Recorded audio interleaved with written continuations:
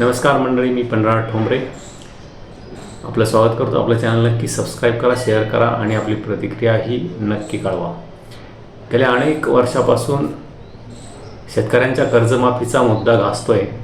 देवेंद्र फडणवीस यांनी सत्तेत येण्यासाठी गेल्या विधानसभेच्या निवडणुकीमध्ये आपण जर सत्तेत आलो, भाजप जर सत्तेत आलं तर शेतकऱ्यांचा सातबारा कोरा करू असं आश्वासन दिलं होतं. आणि त्यानंतरच्या निवडणुकीमध्ये देवेंद्र फडणवीस हे सत्तेत आले, ते मुख्यमंत्री झाले.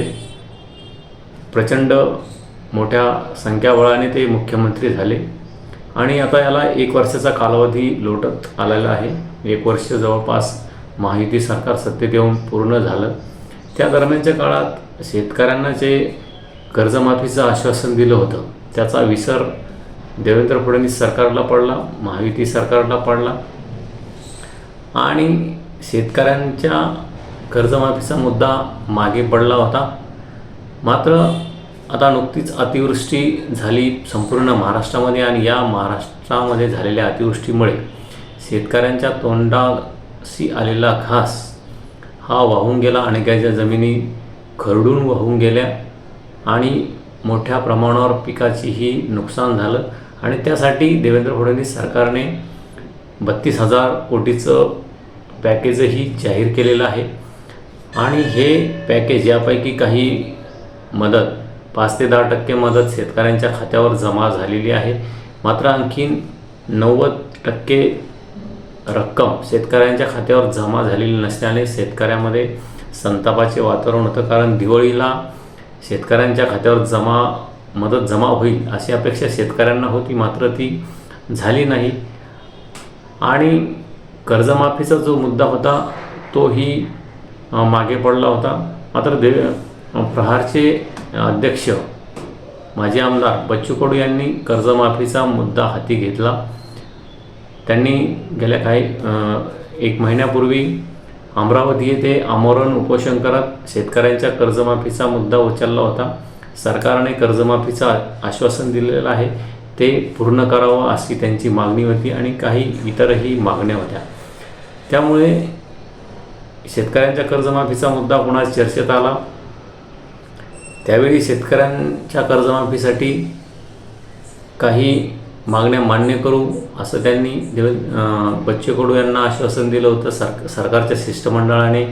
मात्र ते आश्वासन पूर्ण न झाल्याने पुन्हा बच्चू कडू यांनी नागपूर येथे महाएल्गार आंदोलन 2 दिवसापूर्वी पुकारलं होतं. आणि मोठ्या प्रमाणावर शेतकरी हा रस्त्यावर उतरल्यामुळे नागपूरची पूर्ण कोंडी झाली होती.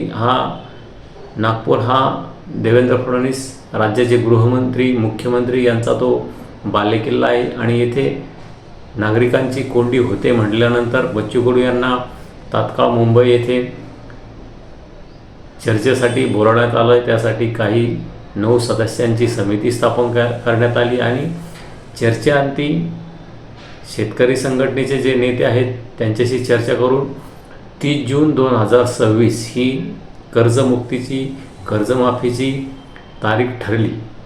मात्र पुन्हा एकदा शेतकऱ्यांमध्ये चर्चा सुरू झालेली आहे की देवेंद्र फडणवीस सरकारने आणि महाराष्ट्राच्या देवाभाऊने शेतकऱ्यांच्या हातावर तूर दिल्या का? कारण 1 वर्षाचा कालावधी उलटूनही देवेंद्र फडणवीस यांनी आपलं जे आश्वासन दिलं होतं जाहीरनाम्यामध्ये, शेतकऱ्यांचा सातबारा कोरा करू ते पाळलं नाही. त्यामुळे शेतकऱ्यांचा भरोसा सरकारवर आहे का, देवेंद्र फडणवीसवर आहे का, असा प्रश्न आता शेतकऱ्याकडून उपस्थित केला जातो आहे.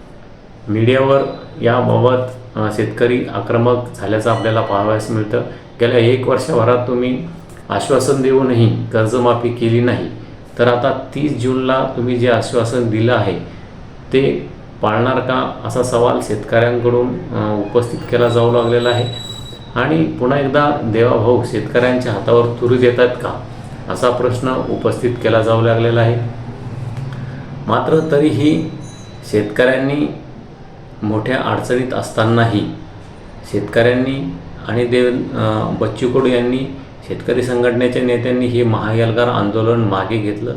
पुन्हा एकदा देवेंद्र फडणवीस यांच्यावर भरोसा ठेवत, महायुती सरकारवर भरोसा ठेवत आंदोलन मागे घेत 30 जूनपर्यंत पुन्हा एकदा आता शेतकऱ्यांना आशेवर ठेवलेलं आहे.